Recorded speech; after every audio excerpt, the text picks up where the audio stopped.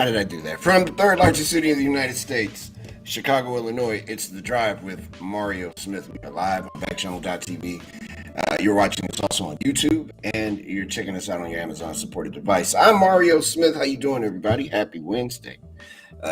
Turn the heat up in Chicago. It's 63 degrees here. That's not significant to anybody that doesn't live here, but it is so nice outside. If I could find a way to do this outside today from the balcony, I would, but unfortunately, I can't. Joining me in Portland, Oregon, where I think it's equally as nice, or it's monsoon season, one of the two, is Jay Bliss. What's up, Bliss? How's it going? Man, it is such a beautiful day. As you can tell, the sun is bright. It's very bright. It's actually like right there, where my hand is, right there. Super bright out. Nice day in town, man. It hasn't been one in a while. I had all the doors and the door and the window open up here. It was really nice. Just beautiful, nice breeze, calm. Oh dear. How you doing? I'm doing all right. Yeah.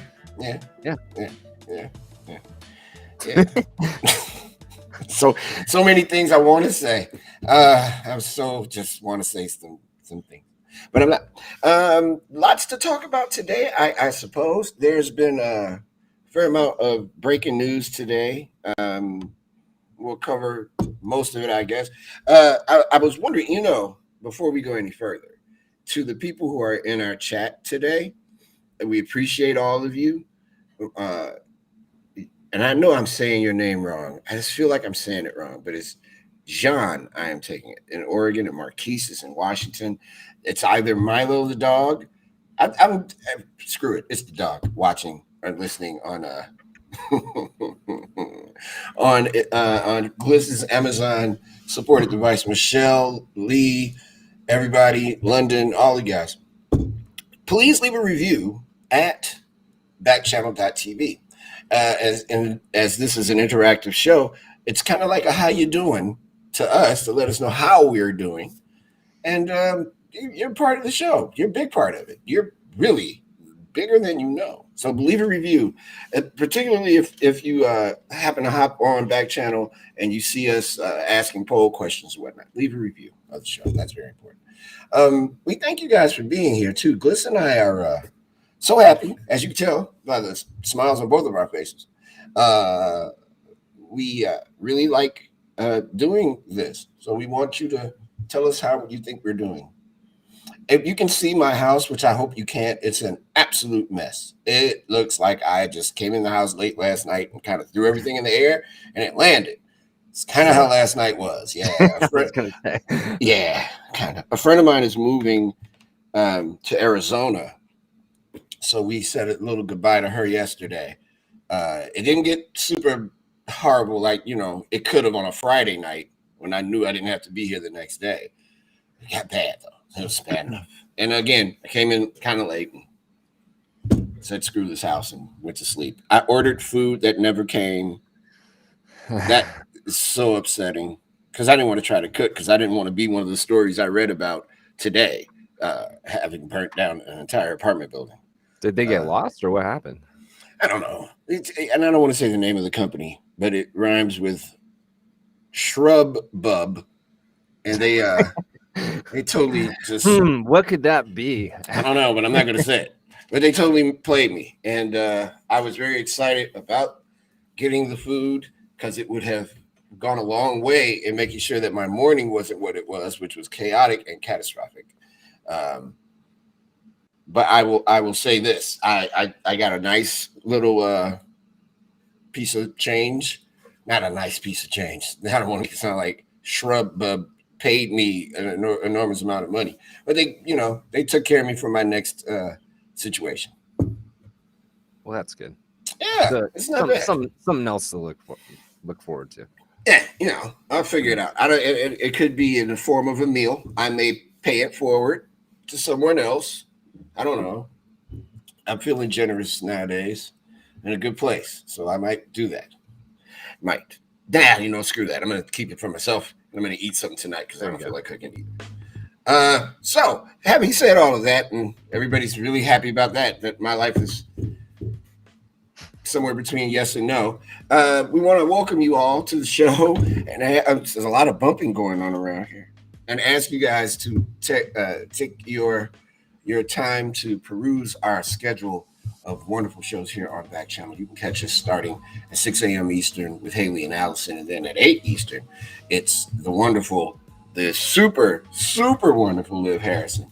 And then at 10 is Jam and Renee, our buddies Jam and Renee. After that is Sir Anthony Davis at noon Eastern, and then your pal Hal, whose insult segment today and his final rejected segment was a winner. I don't care what anyone says. I loved it. And then after that, it's us. And we do this every week, Monday through Wednesday, and then again on Friday.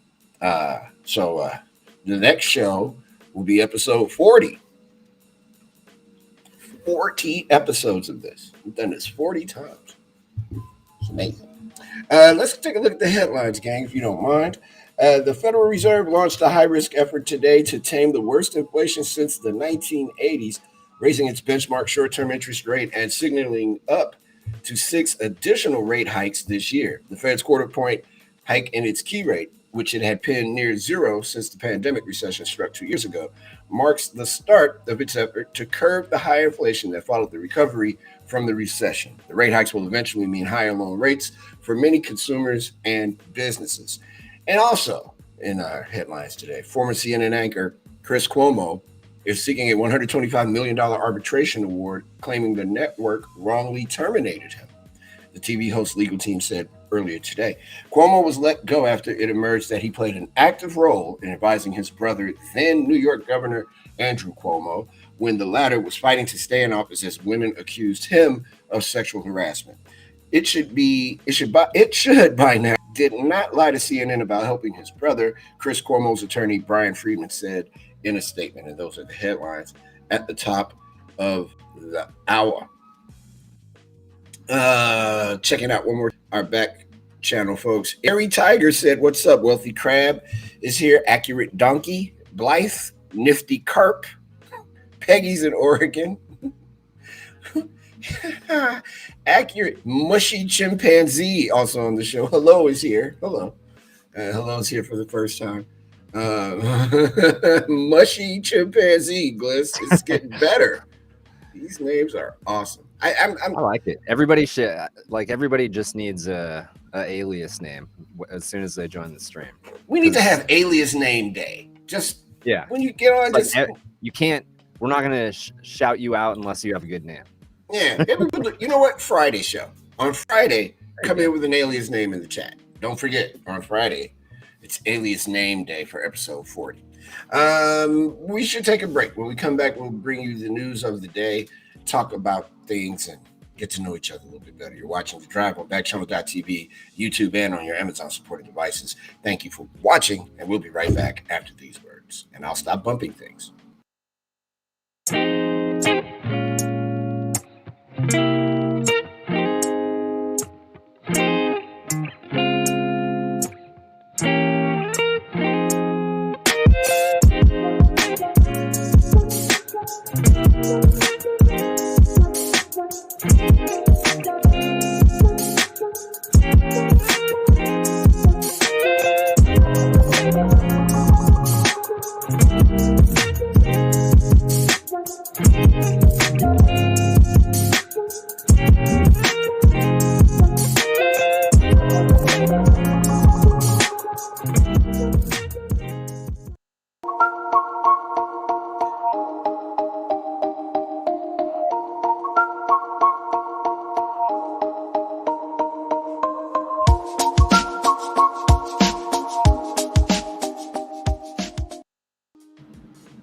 What's up, Tay-Tay? And what's up, Bizarre Condor? Welcome to the show. I'm telling you, Friday's going to be a hit with the fake names. It's going to be great. Not fake names. That's not right. With the aliases. So no real names on Friday. Come through with your alias name, which I'm sure most of you will do. We've got a mushy chimpanzee. Where is it? Mushy chimpanzee, a wealthy crab, an accurate donkey, a modern mouse, an airy tiger. Okay, I'm with it, man. Whatever. If it'll make you stay, stay. And don't forget to please leave a review at backchannel.tv. gang, about the show and about all our shows, but especially this show. Tell us how we're doing. Lee says yes in Ohio. Hey now. Tete said yay. Hello. All right. We're so far so good. So I need my man Gliss to jump in and give yourself a round of applause, sir. You and I did it. We started the movement to get stupid chime change to be no more. How about that? We did it. We did it. It's a great day. It's a great day. We did it. So I think if it happens, that we will really take full credit, complete with a total victory lap around my house. Gliss is going to run around his studio. We're going to celebrate.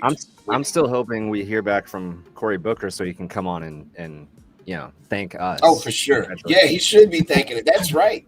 Actually, yes, he should be thanking us at this point. So the Senate today approved the bill to make daylight savings time the permanent time.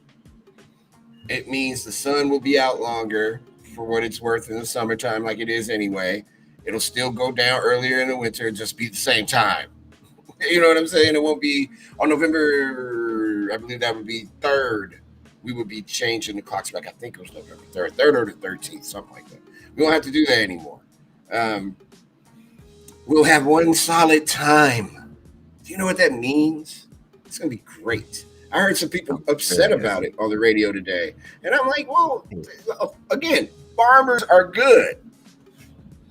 They are super good. They don't need to do anything. And do you know what was funny about this whole thing? It's a bipartisan bill. Everybody wants this. This isn't, it's outdated.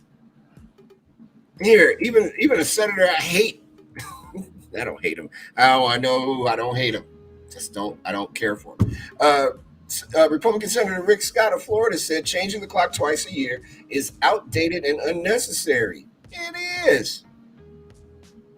Everybody's on the same page. Yeah, more sunshine. How hard is it? I think. Okay, so it's going to the House. It's called the Sunshine Protection Act. They're actually probably going to only debate will be whether it should be standard time or savings time as the permanent time. That's fine. I'm good with that. Either one. Just make it just permanent. I would be kind of interested actually to watch that. I would like to hear some of the arguments. Might have to C-SPAN that. Yeah, for both sides. That actually sounds kind of interesting to me. That sounds like that could be because I haven't thought that far. Like it was more just like, can we get rid of this stupid thing where we change the clocks? So I hadn't thought about which one I would prefer. I think I'd prefer standard time, what we just got rid of. My preference, but I don't care. I think so too. Whatever, just stop doing this to me. I'm still trying to get it together. I thought I was good yesterday. I am not. No, I can't. I'm going to bed like an hour later than I usually do, and it's messing me up. It's messing me up. And then, of course, last night didn't help. So, coming in, flipping my house over. Oh, God, it's such a mess. But I think this is a great thing. So let's ask everybody here in the chat. How do you feel about it? Yes to one time, or Tate said we should abolish time altogether. Yeah, well, yes for the daylight savings time being the permanent time, or no, we should keep switching the clocks. Switch the clocks or keep one time. You could answer that question at backchannel.tv. YouTube also has an ability for you to do that. You can tell your Amazon supported device to put you in the chat and answer that question. Tete also said that this is awesome news about daylight savings. I can't wait to not do it. Exactly. Just one not stupid. Time is not relative in some respects, but this is great. Because man did this crap. This wasn't something that happened, a natural thing. I just want what I want, and I just want it to be one stupid time, so we can all get some rest, and I won't be cranky every day. That, by the way, is a very loud train, louder than it should be. That is frightening. Should I kill the train real quick? Sure. Hold on. Nobody move. Nah, you know what? It's passing. Never mind. I was going to get up and kill that train, but it's going fast. A 7.3 magnitude earthquake hit Japan this morning, and a tsunami warning followed shortly after. It struck off the coast of Fukushima in northern Japan. What would have been this evening in Japan, triggering a tsunami advisory and plunging more than 2 million homes in the Tokyo area into darkness. The region is part of northern Japan that was devastated by a deadly 9.0 quake and tsunami 11 years ago that also triggered nuclear plant meltdowns, spewing massive radiation that still makes some parts uninhabitable. Weren't you part of some tsunami warning when you were on vacation, man? A couple of weeks ago? It was like a week before or something. Yeah, when there was where was that earthquake? It was the one in Tonga. Yes. Yeah. Man. Yeah. I'm not that. You know, we're probably about, I don't know. It's about an hour drive to the beach over the mountains. Yeah. So generally we're not in any danger unless we're out at the Oregon coast. And I think for that one, like, it was just kind of 6-foot waves or something.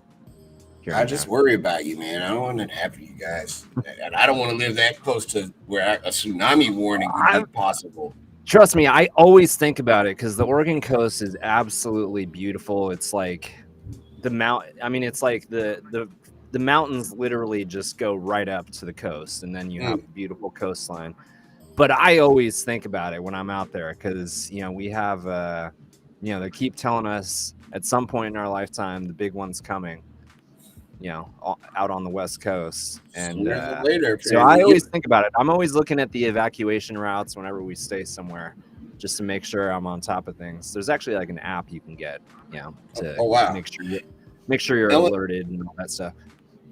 Illinois sits on a fault too, and in fact, earthquakes in Chicago are not uncommon. So it could be a big one here, and not the big one. And I don't want to be in a big building either. During an earthquake, I mean, that's the thing. It's like, earthquakes are they make me a little nervous. I mean, it's not, like you said, in some places, on the West Coast, it's not super uncommon, like California, places like that. But you want to be. You want to be in a safe place when the big one happens. Yeah, I just don't want it. Okay, here we go. That's better.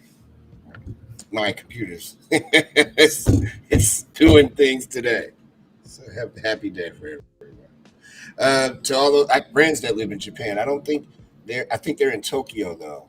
Some artist friends of mine and an architect I know live in Japan, so don't know about reaching out to those people, but I'll try later, I suppose. 7.3 earthquake is huge, and then all of the things that it entails. So I wish everyone there the best. That is wild. Did you happen to see this morning? Oh, by the way, Shivering Dolphin is here. Kevin's here. Nifty Carp says yes to the time change. He's with it, or she's with it. And Nifty Carp continues to say yes, like a lot here. All right, I got you, Nifty. Thanks, Carp. President Zelensky, in a very comfortable T-shirt, delivered a message to Congress this morning. He's asking the Western allies to send fighter jets and impose a no-fly zone. Biden and NATO are not going to do a no-fly zone because they are afraid that would trigger the angry man and make him become even more aggressive and maybe even resort to using nuclear weapons. Zelensky said, quote, being the leader of the world, talking to Biden, I suppose, means to be the leader of peace. This is a terror that Europe has not seen for 80 years, and we are looking for a reply, for an answer to this terror from the whole world, Zelensky told hundreds of lawmakers who packed the Capitol auditorium. Quote, is this a lot to ask for, to create a no-fly zone over Ukraine to save people? Is that too much to ask?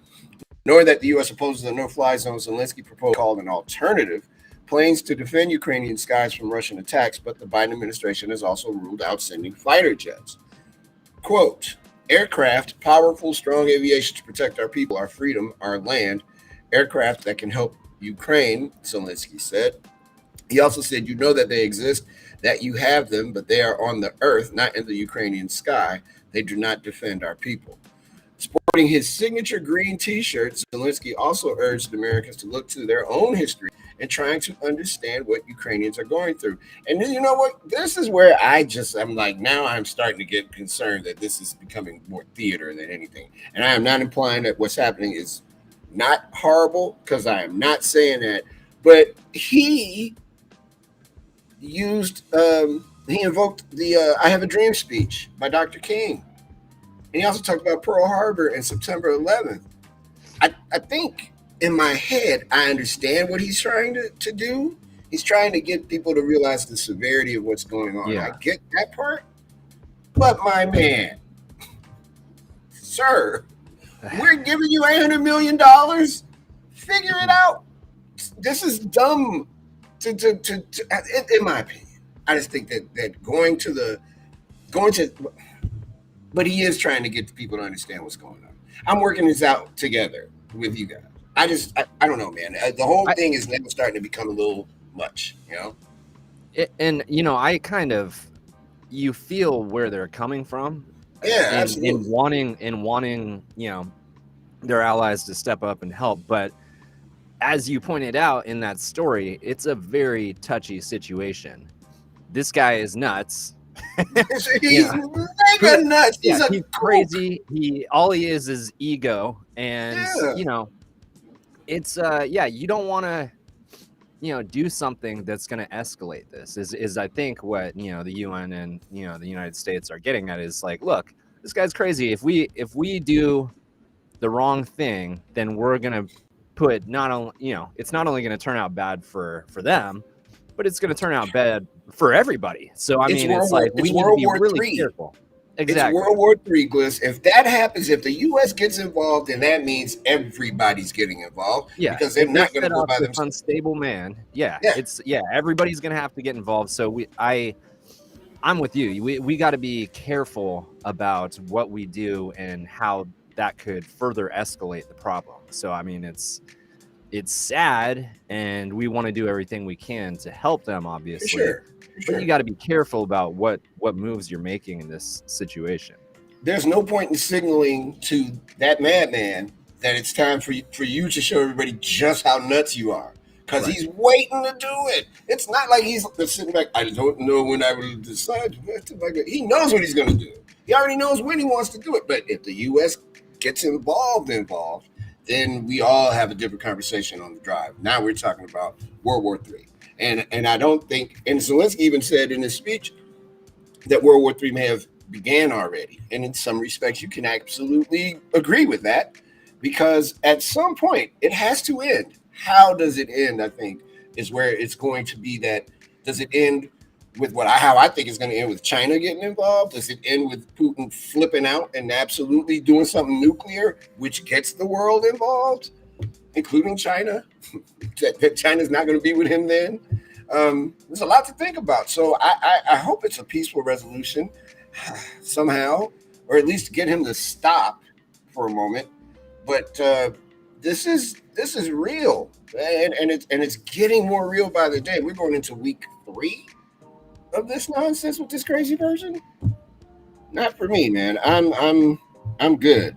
I'm super good. I hope this ends soon. This is horrifying. And other things that may be considered horrifying. I hope you've ate your lunch already. The CDC confirms an uptick in COVID virus found in wastewater. This is what they have been doing here in Chicago, I know, and they weren't able to do it. This is going to sound gross. I'm sorry, everybody. I don't mean this. The wastewater froze in Chicago when it got really cold, so they had to suspend their testing to see how COVID was spreading throughout the city. But there's an uptick in China. There's an uptick in Europe. The UK is saying they have more COVID cases again. And there has been an uptick in the presence of COVID-19 in wastewater samples across the United States. The potentially troubling trend comes as the country is shedding masks and easing pandemic restrictions almost 2 years after this thing has started, and is trying to stop the spread of the COVID-19 virus that's killed nearly 1 million people here in the U.S. alone. The Federal Centers for Disease Control and Prevention acknowledged the increase after Bloomberg reported that a third of the agency's wastewater sample sites showed a rise in COVID-19 cases from the 1st of March to the 10th of March. I don't know if you all are, or if any of us are hearing it or believing it, but it's not over yet, man. This is not over yet. And we're all getting back to chilling and hanging out, and I'm helping to plan a major event here in Chicago that's going to happen in July, hopefully. And it's been on hiatus for 2 years, and I hope that we do it. We got to be really diligent about it. Diligent. So hopefully we will be back to normal and having fun and kicking it and stuff. But even if you don't think you have COVID, you might. Is kind of what I'm getting. And Gliss, I'm going to send you that video today that I had been promising to send you. This song from a really cool artist. She was in the UK when she made it. It's called "The Pandemic Isn't Over Just Because You're Over It." Yeah, I'll be looking forward to that. I got you. Also, breaking news around my house. I'll tell you about it later. Somebody got hit by a car. Ouch. Don't get the Citizen app. That thing is dangerous. It's good because it tells you what's going on, but I don't need to. Some things I can walk. Lindsay might have that. Hey man, she always gets these notifications where it's like something happened, around the neighborhood and whatnot. But then it's too late to get rid of it once you get it, because you're like, I gotta have this. I'm going outside. I need to look at it. Where I'm going, what's going on in this neighborhood. But yeah, anyway, man. COVID isn't over. That's Mario's message for today. Thank you. I should do that. I should have a the more you know thing. Like the ding, ding, ding, ding. Some kind of noise. But it can't be that noise. It has to be something ridiculous. Like a really stupid sound. I'm working on it.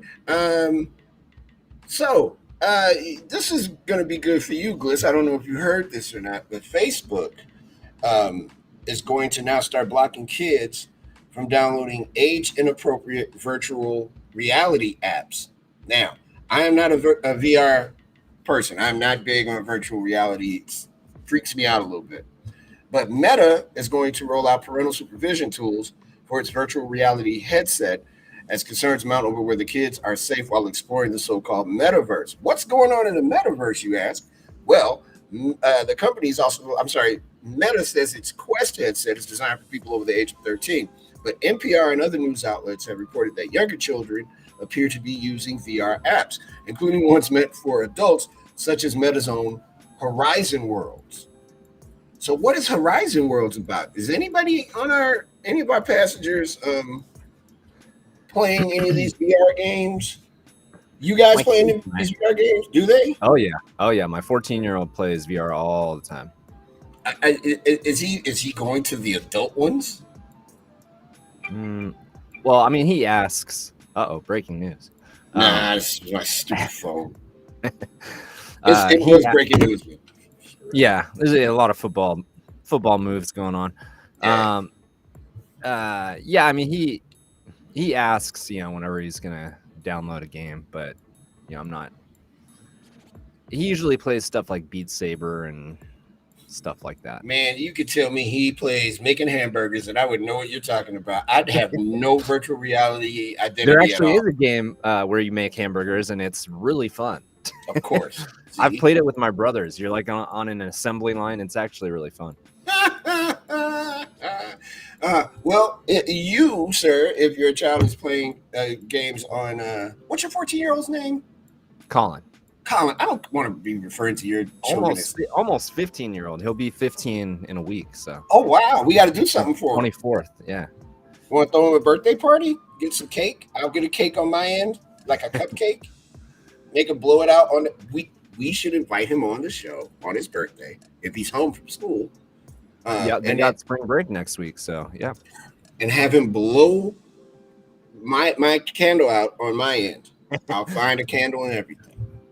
I'll do that for Colin. 15 years old is a good age, man. That was fun. Yeah. He's settling in.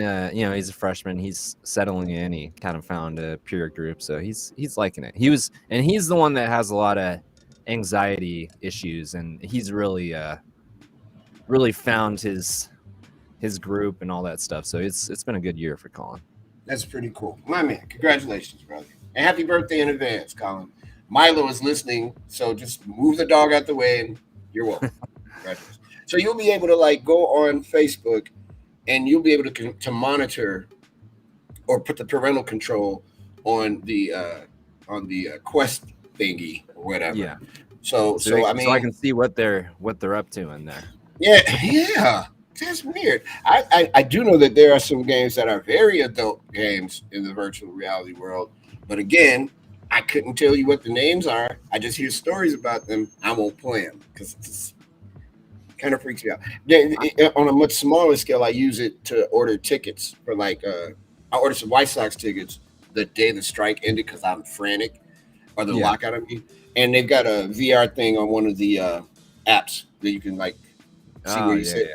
That's kind of cool. Yeah. But I mean, I don't need to be all, I don't play it myself that much. I was for a while. I like to play it with my two brothers. They have it. So there's some game. There's a miniature golf game that's really fun. So you can, so we can hang out.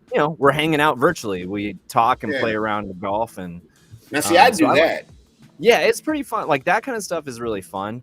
The stuff that moves a lot, I can only handle so much of it before I need to take a little bit of a break. It can be disorienting. I have trouble sitting in this chair. How do you think I'm going to behave with the VR thing? You know how bad I want to get up and just move around right now? I shouldn't do that. I will say the NBA videos are pretty cool. I've watched a couple of those.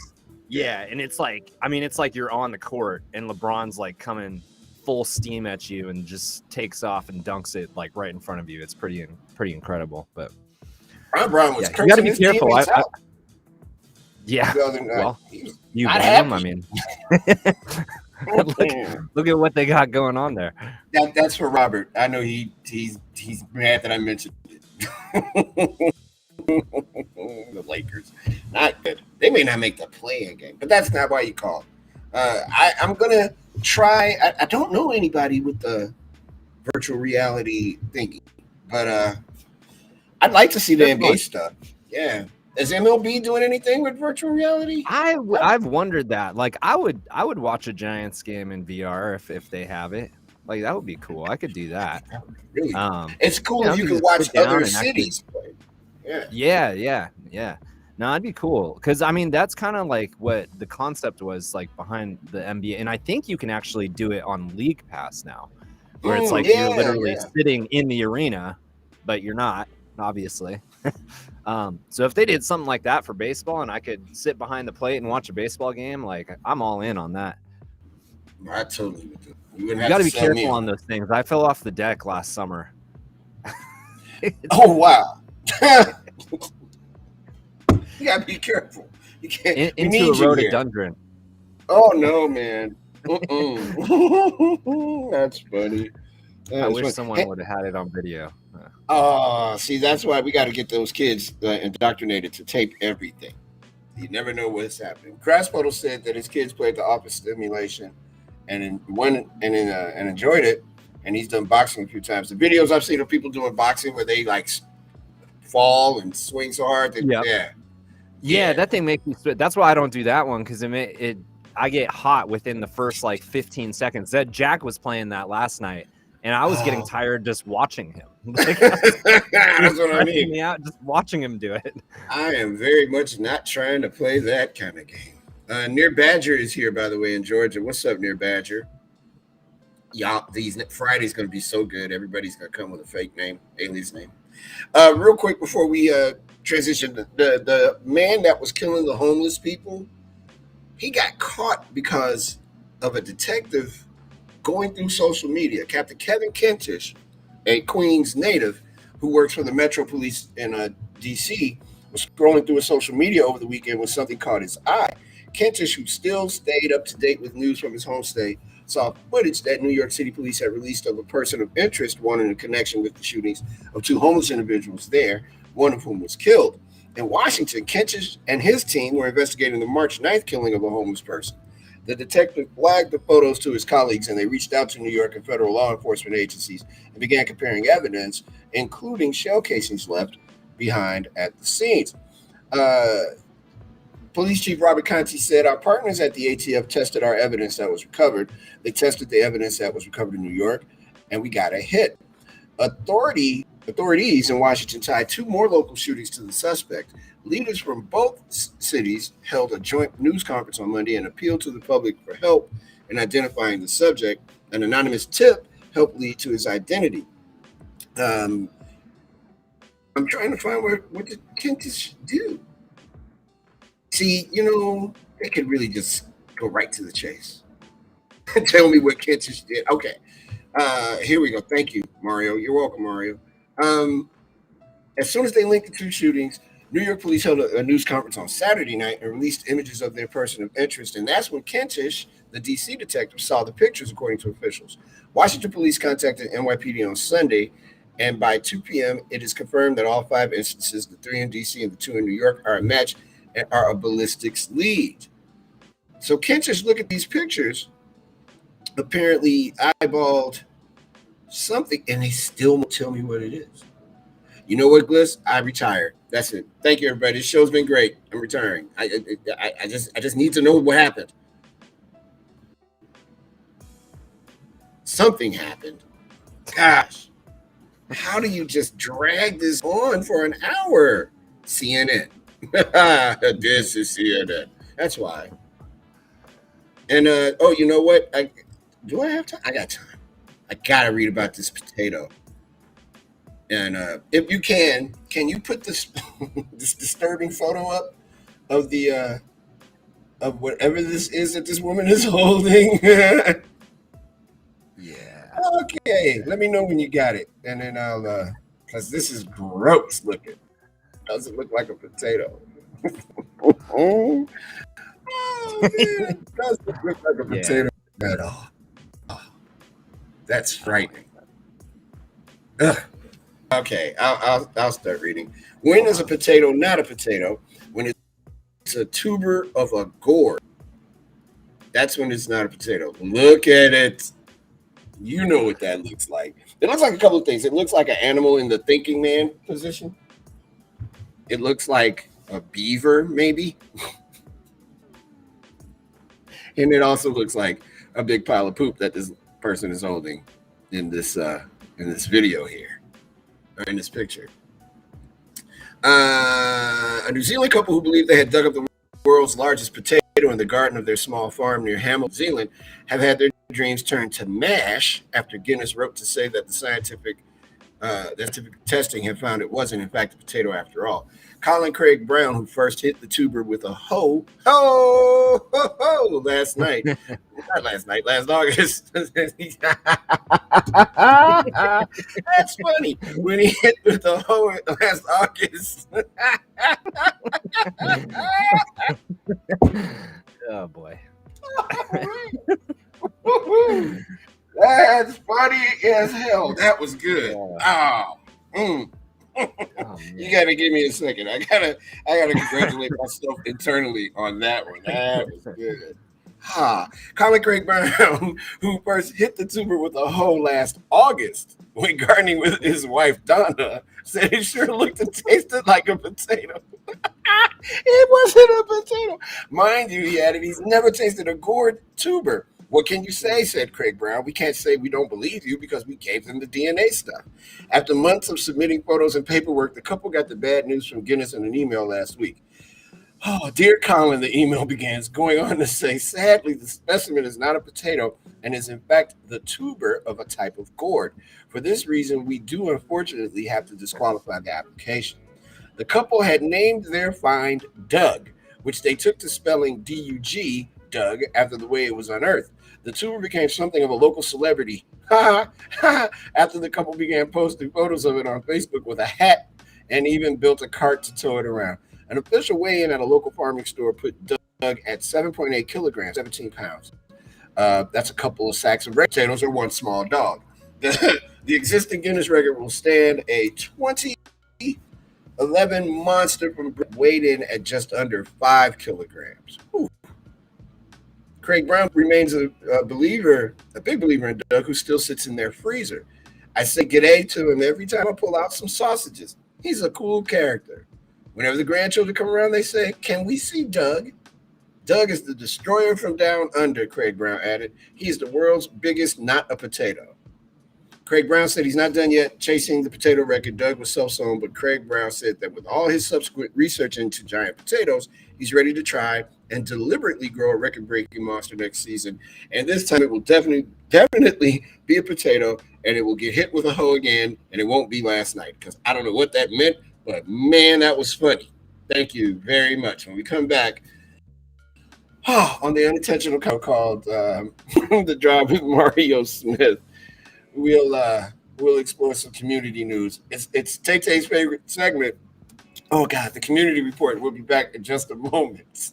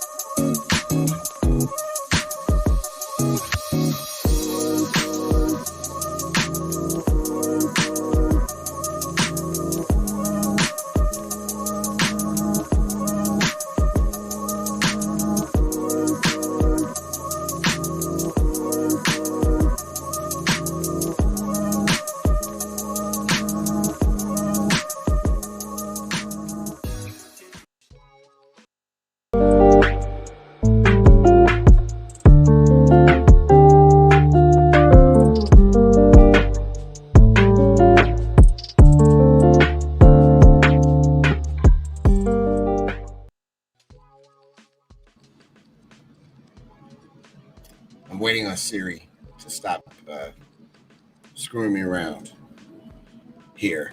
I'm trying to get my do not disturb on. You know what? Thank you. All right. I'm sorry. I'm arguing with my computer. So if you're just joining us, I'm telling you, no one was hit last night. Not with a hoe or anything else. You know, funny you should mention this about hitting things, because you're going to hit the town tomorrow because it's St. Patrick's Day. And after you celebrate it responsibly, go home, eat, get it together, get ready, and check out our debut special here on Backchannel at 8 p.m. Eastern Time, 5 p.m. Pacific. It's the premiere of Bedtime Stories with Stephen Cosgrove, and he's going to share some of his favorite St. Patrick's Day stories with parents and children across the land. And there's going to be a wee quiz at the end. You want to be there for that. So get the kids and the adults around your smart devices and prepare to be amazed. This is one of the most popular apps on the Volley format, and it's going to be really good. It starts at 8 p.m. Eastern tomorrow, St. Patrick's Day, March 17th. And tell your smart device to open Backchannel, and boom, you're going to be there. Happy St. Patrick's Day in advance to everybody, because I won't be around tomorrow to enjoy St. Patrick's Day with you. I hope to be on Earth. I just won't be here. That's all. Okay, time for the community report. Gliss, you okay, man? I don't know why that happened that way. I wasn't intending on on all of that. That was something. That was really funny.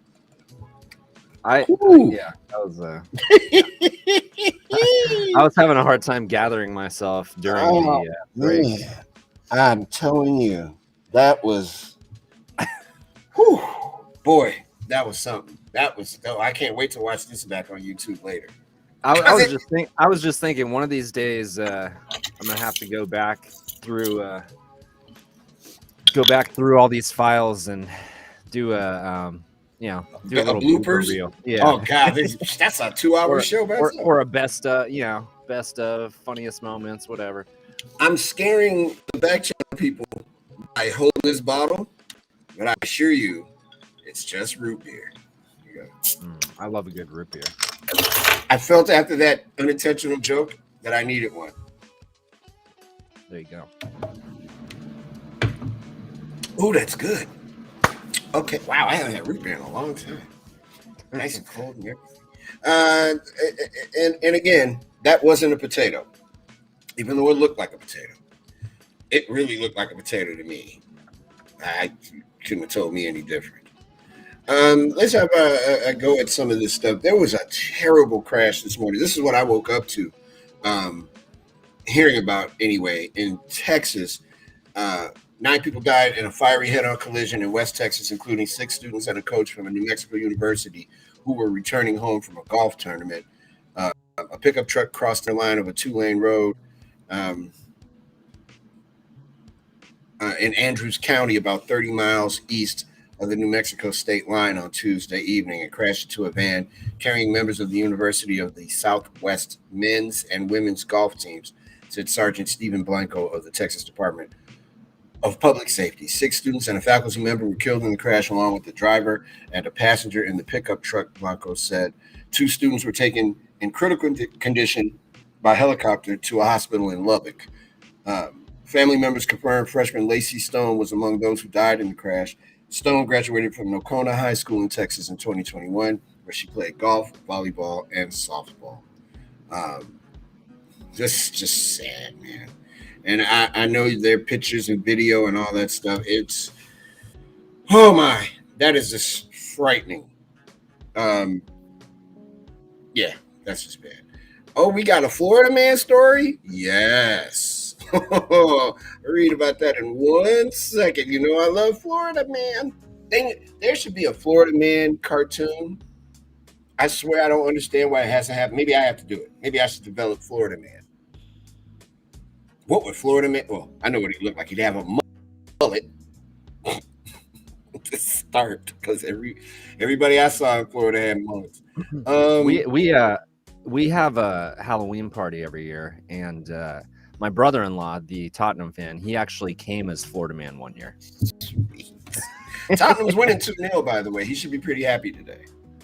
Yeah, he came, and he even had props. He had like all the different Florida man stories with him.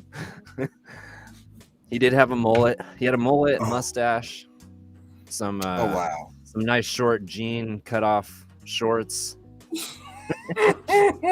Florida man. He needs to next time get a flannel shirt, but cut the sleeves off. And you gotta. I think he did. He may have done that. I think he may have done that. Yeah. It was a good look. It was a good. You need like a mustard belt too. You need a belt with like, so you can like put beer and mustard and condiments and stuff around it. So you don't have to go far to get a beer. You just reach down and grab it. In Florida, debate over state legislation that affects the LGBTQ community rarely leaves the halls of state capitals.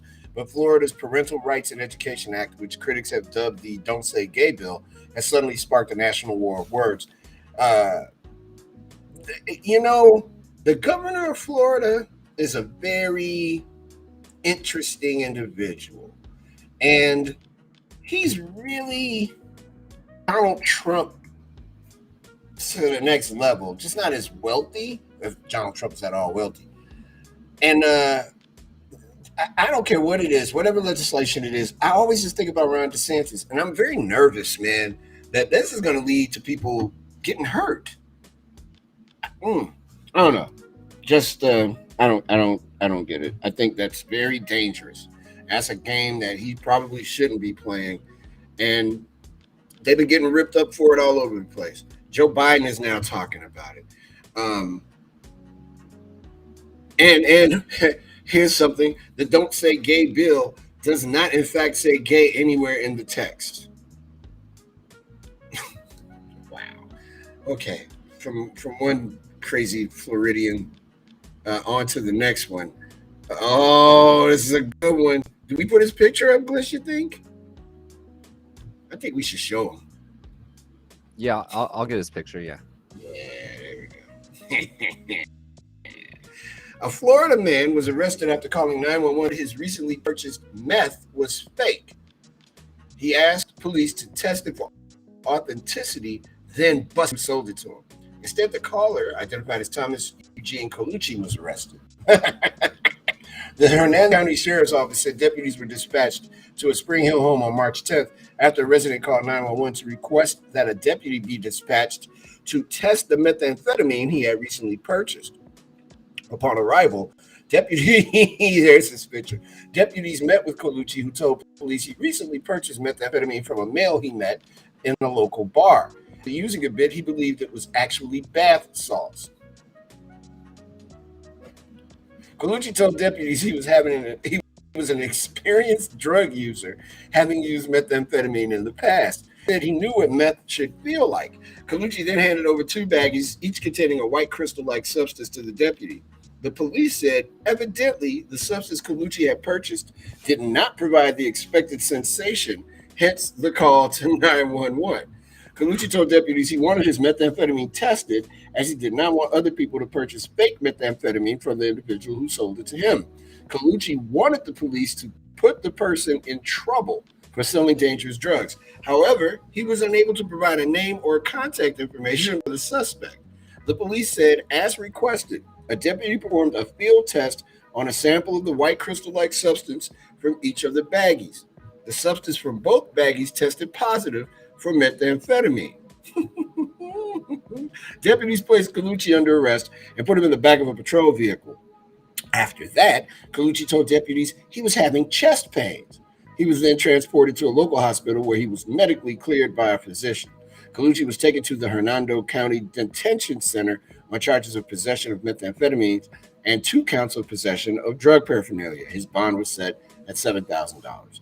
The sheriff's department said, if a person, quote, has doubts about the authenticity of any illegal narcotics you have on hand or have obtained to another person, the Hernando County Sheriff's Office is pleased to provide this service free of charge. Ooh, tough talk from the cops. That guy looks like he's done drugs in his life, not just meth. Look at him. He looks tired. Mr. Colucci called the people on his guy, couldn't even identify him. That is awesome. That's a good one. Thank you, Gliss. I don't think I don't even remember if I did that or not, but thank you if it was you. Thank you. I think it was you. Thank you. Yeah, you're welcome. Always on the lookout for Florida stories. and then you pulled out another gem too. Dangerous driver pulled over. This one is almost better. This one's almost better. This guy should be from Florida. Oh man, what in the world? Where do you find this stuff? You are a wizard, my man. A driver was pulled over showing a police driving license, which in fact was a fictional document from Legoland. Officers became suspicious of the car where the driver was carrying out dangerous maneuvers. They followed the driver from Bexley, oh wow, this must be in England, to the Isle of Sheppey, where they arrested them.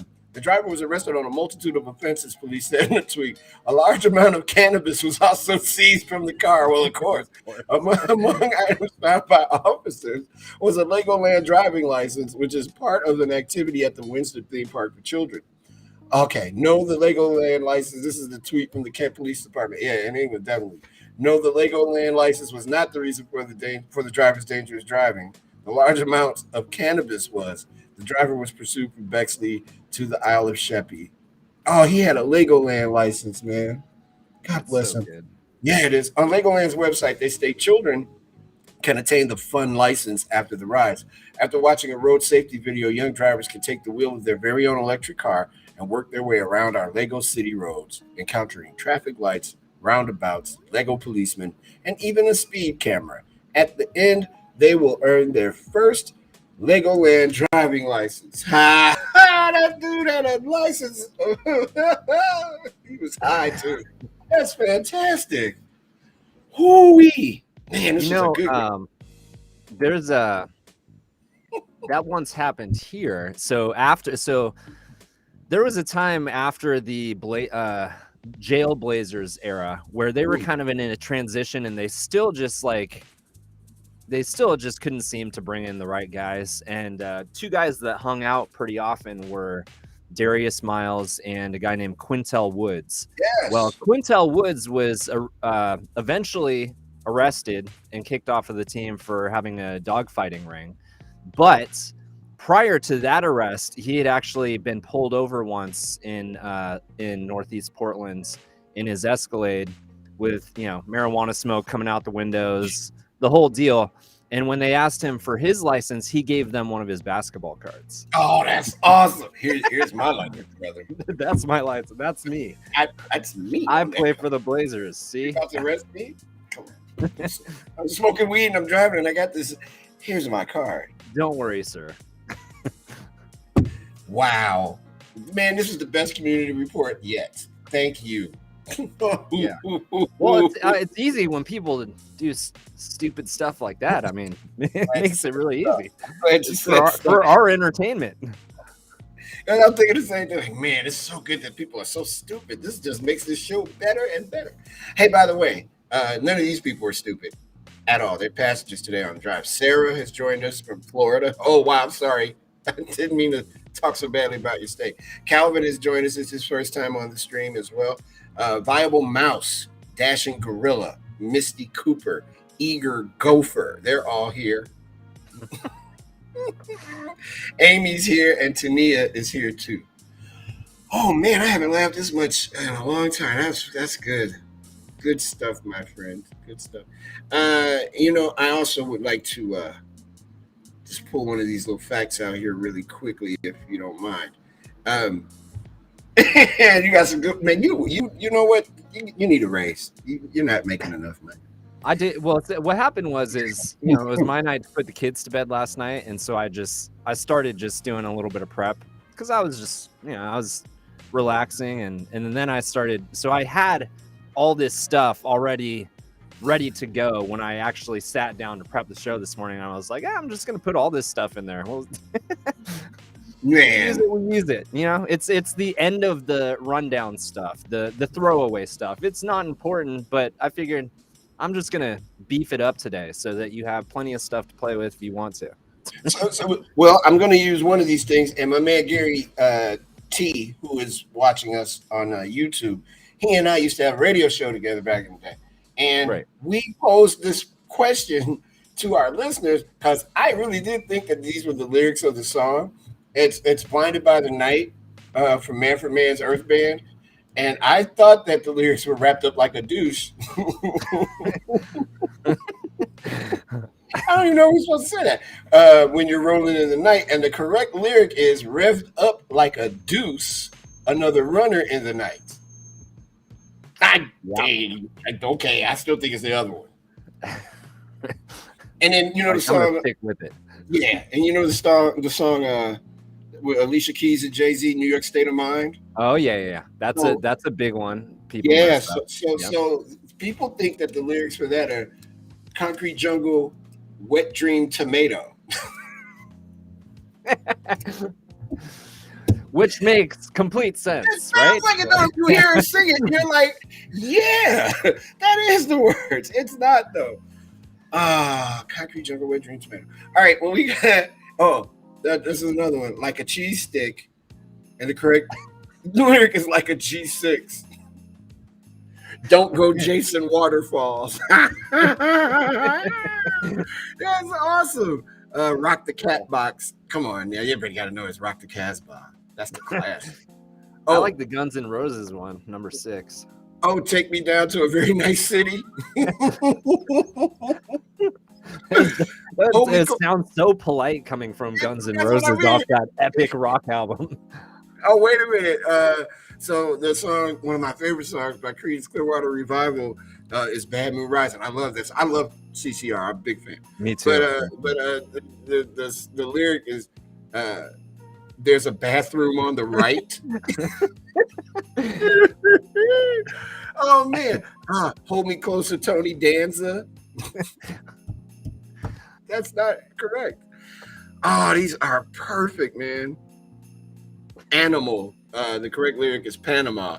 Van Halen's Panama. But me and Gary, I want to say we got in trouble for that man for man bit, but it was the funniest thing I think I ever did in my life. It was epic funny. Yep, see, Gary knows it was good. Oh, because I played the song. I'm like, what does it sound like to you? And we were both like, that's the words, right? And it turns out it wasn't. And then we asked people to call in and tell us what the words were, and everybody said what I said earlier. Oh man, I have laughed to the. All right, when we come back, we're gonna start this over again. It's hour 2 of the drive with Mario Smith and with a very, very entertaining Jay Bliss today, who is knocking this out the park. Super producer. We'll be back in a bit. You're watching the drive on Backchannel.tv on YouTube and on your Amazon supported devices, and we appreciate that. Hour number 2 is next. We'll be right back.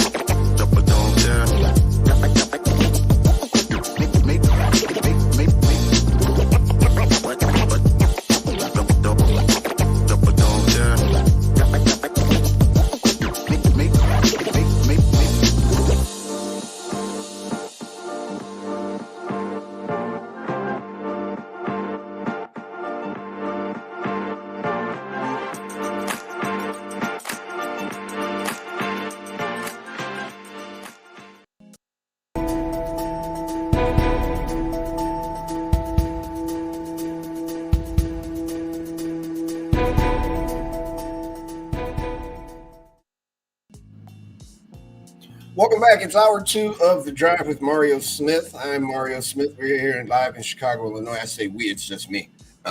Here in Chicago, Illinois. And we appreciate you being a passenger on the drive. It's a beautiful day in our city today. And I have the door open for some ambient sound. I probably shouldn't, but it's hot in here. And I don't want to turn on the AC, but it's really warm here because the sun is right there. Thank you so much for being a passenger on the drive. Thank you for watching Backchannel.tv. We really appreciate that. And our folks who are here in the chat, Sabrina, Orange Crocodile, Broadflea, Sarah.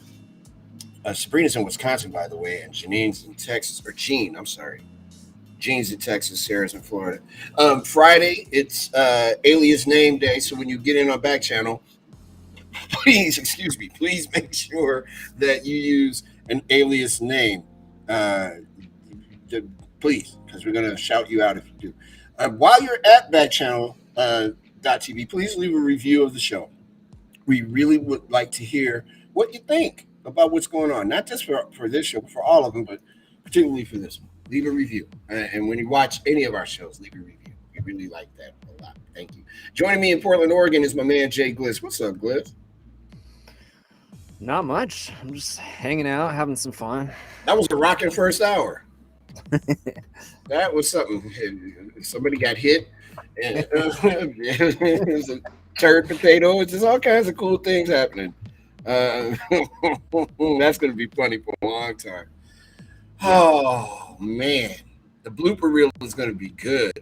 That's a good idea.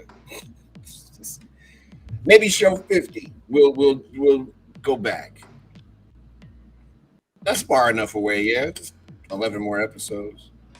We'll be here for it. What am I doing? I swear to God, I'm all out. And the story about that giant thing is everywhere. So it's not just me um, acting out as I normally do. Okay, let's do the headlines real quick, and then we'll come back and do the entertainment stuff. The Senate unanimously approved a measure Tuesday that would make daylight saving time permanent across the United States next year. The bipartisan bill named the Sunshine Protection Act would ensure Americans would no longer have to change their clocks twice a year, but the bill still needs approval from the House and the signature of President Joe Biden. And they're going to do it because me and Gliss were on this story first before anybody else in the United doggone states. And the other headline of note is Chris Cuomo is trying to get $125 million from CNN in an arbitration hearing with CNN. Cuomo says that they fully knew that he was helping his brother and didn't do anything illegal at the time. And those are the headlines. It is 6 minutes after the hour. Orange Crocodile says no. Okay. I don't know about what, but that's fine. Sabrina's here too. Hey, Sabrina, welcome to the drive. Let's see. Oh, wow, that is sad news. Oh, boy. Mm. A local television icon here in Chicago has passed away. Mary D, who worked for WGN TV here in town. I got to do it. Mary D. Uh, Part of her claim to fame, unfortunately, was she was attacked by someone. I'm going to say in the 70s, and left for dead. And she almost died, but she did not die. She survived, and she was one of the voices of WGN television for many, many, many years. An absolute beautiful lady, inside and out, and she has passed on. Um, that's sad. That's super sad. Mary D. Has made her transition, and I suppose tonight in Chicago there'll be a lot of retrospective stuff about her. Most definitely. Wow, that is terrible news. When we come back, we will have the entertainment report, and there's some interesting stuff in that too. We'll be back in a minute. It's the drive with Mario Smith, and it'll be a short break, but we'll be right back.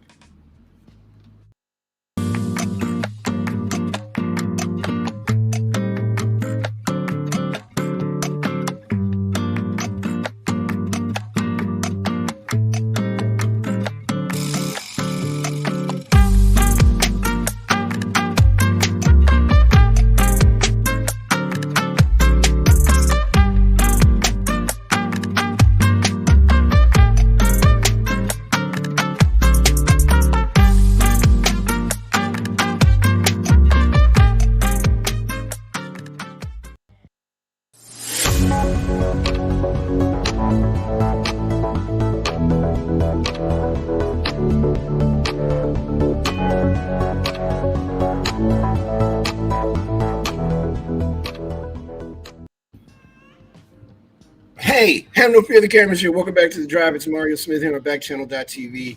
We appreciate you guys being on the show with us today, and thanks a lot. Did you see the trailer yet for Miss Marvel or Ms. Marvel? It's going to be good. It's going to be premiering on Disney Plus very soon. Um, it's set to release June 8th. I say very soon. In the calendar world that I live in, that's pretty soon. Marvel dropped a Taylor. Marvel dropped a Taylor. Added Gliss. That's another one. Marvel dropped a trailer Tuesday for Ms. Marvel, an upcoming Disney Plus series that features Marvel Studios' first Muslim superhero. The newest Marvel limited series, rather, set to release on June 8th, follows Kamala Khan, a 16-year-old Pakistani American from New Jersey who struggles to fit in at school and home until she's endowed with superpowers. From directors Sharmeen Obaid Chinoy, Mira Minan, Adil El Arbi, and Bilal Falah, the 6-episode series followed by Iman Vivani as she obsesses over superheroes and writes fan fiction about them, particularly the Avengers and Captain Marvel. The trailer shows glimpses of Kamala's life, including praying at a mosque, attending high school, and daydreaming about boys, before showing how it transforms her with new superpowers. Kamala's powers eventually give her the ability to create energy and throw punches with a light thing, and it's just it's really visually stimulating and beautiful. The The thing about this, though, and if you watch any of these Marvel Cinematic Universe shows or movies, it is very important to remember that they all connect. So there could be some very interesting Easter eggs in Ms. Marvel. Very interesting. Gary T has just unearthed another misheard lyric. Dig, if you will, a picture of you and Marvin Gaye and the kids. Oh, that's good. That is so good. This show is just dumb. What day is this? Just Wednesday? So yeah, check out Ms. Marvel when it pops up in June. That'll be on June 8th. June 8th. All right. Anybody here fans of Selena? There's new music coming from Selena, and this could be big stuff. Abraham Quintanilla, Quintanilla, I'm sorry, the father of Selena, the queen of Teano music, who remains unbelievably popular, no joke, years after her tragic death in 1995, has announced that a new Selena album is due out probably next month. The album will have 13 songs on it that are new arrangements by her brother AB. The songs are part of the Q Productions catalog. The first song is one Selena recorded when she was 13 years old, but her brother has digitally updated her voice to sound as she did just before her death. He says Suzette Quintanilla, Selena's sister, is helping design the album art. Selena has been gone 26 years now. What amazes me and Suzette, my family, and AB is 26 years later, the public still remembers Selena. They haven't let go of her. They're waiting for a project like this to come out, and I know it will be well received by the public. Quintanilla said in an interview. The album will be released by Warner Music. Selena, a native of Texas, had become an international star when her fan club president and boutique manager, Yolanda Saldivar, shot and killed the superstar at a Corpus Christi, Texas motel March 31st, 1995. Selena was 23 when she was killed, just weeks before her April 16th birthday. Um, I don't know how you feel about it. I don't think I like the idea of digitally. Uh, I'd like to hear 13-year-old Selena sing. I don't think there's anything wrong with that. We'll see. It'll be interesting if nothing else. That's a fact. The Grammys are coming up, and they're bringing three of those biggest pop acts: Olivia Rodrigo, BTS, and Billie Eilish, to perform during next month's ceremony in Las Vegas. The Recording Academy, who has had some weirdos perform before, announced the first slate of performers on Tuesday that also includes Brandy Carlisle, Brothers Osborne, and Lil Nas X with Jack Harlow. The show will air live on April 3rd from the MGM Grand Garden Arena in Las Vegas on CBS and Paramount Plus. The Grammys shifted to Vegas due to the rising COVID cases and Omicron variant in January, with organizers citing too many risks to hosting the performance-filled ceremony at the time. Trevor Noah returns as host for the second straight year. The multi-talented John Batiste, this album is so good too, is the leading nominee with 11 nods in a variety of genres, including R&B, jazz, and American roots music, classical also, and music video. Justin Bieber, Doja Cat, and Her, H-E-R, are tied for the second most nominations with 8 apiece. Should be a good show. Probably not going to watch it, but it should be good. I'm still on, come on. I'm watching the Grammys. Grammys haven't done right by me in a long time. I don't know how many, and this story is kind of misleading, the headline. It's not easily overlooked. Chess Records is a landmark. And here in Chicago, 2120 South Michigan Avenue is a song by the Rolling Stones. That's where Chess Records was. I'm going to just encourage you to dig into your library and get to know Chess Records, man. Muddy Waters, Chuck Berry, Bo Diddley, Howlin' Wolf, Ramsey Lewis, the great Charles Stepney, the great producer. Chess Records was it. It was everything. And they also, one of the radio stations here in town, one of the iconic radio stations was owned by Chess, WVON. And back in the day, WVON introduced many artists from Chess, which is pretty clever if you own a record company to have a radio station. I'm surprised that doesn't happen more. But yeah, Chess Records, an amazing place. And the museum here in Chicago is dope. You can go in and walk around and see all the cool stuff. No doubt. Another quick break, or you want to just go into playing ball, Liz? What do you want to do? I don't care. I can just run the transition if you want me to. Yeah, let's just do it. Hey, gang, it's time to play ball. Let's switch it up a bit. Let's be daring. That's what we're doing.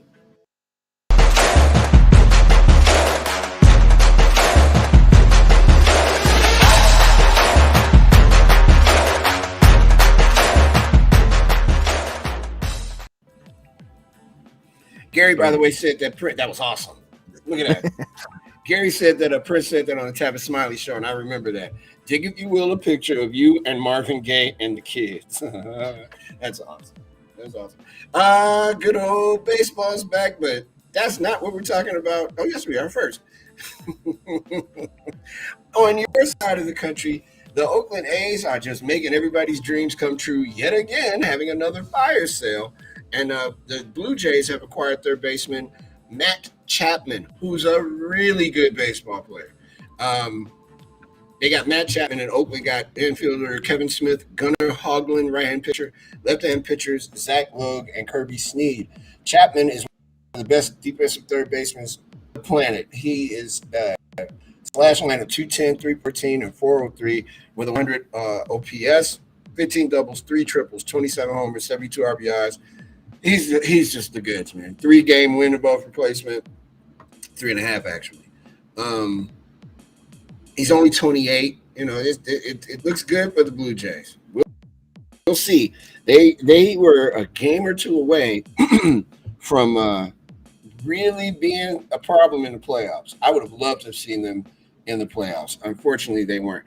And in another related story, but not really, the Chicago Cubs got a player today, Seiya Suzuki, from Japan.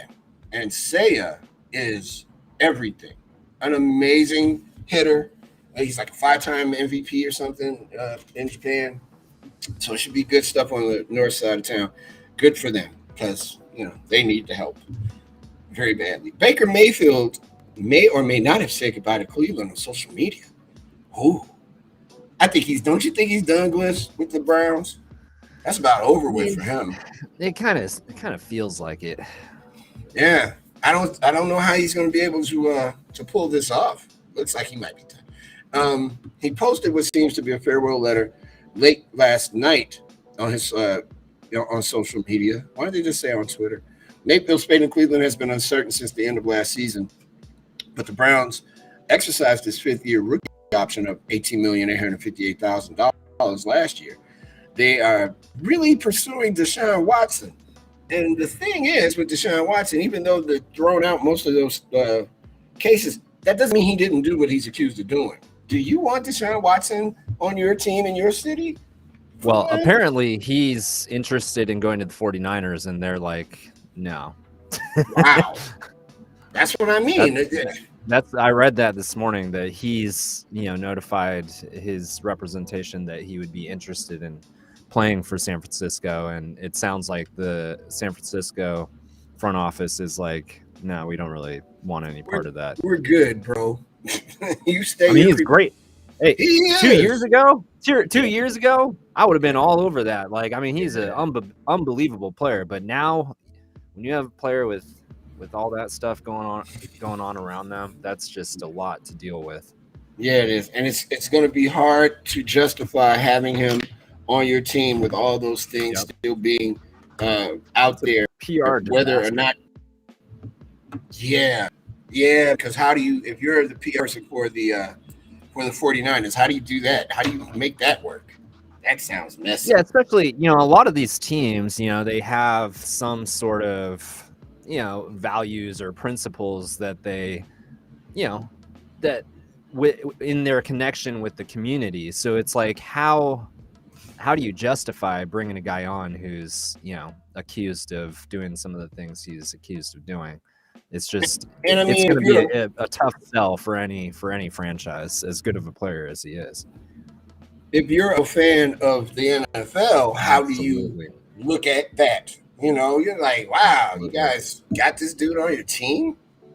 I mean, I would especially be and especially in a league that's had issues with that in the past, yes. with how they've handled some of these situations.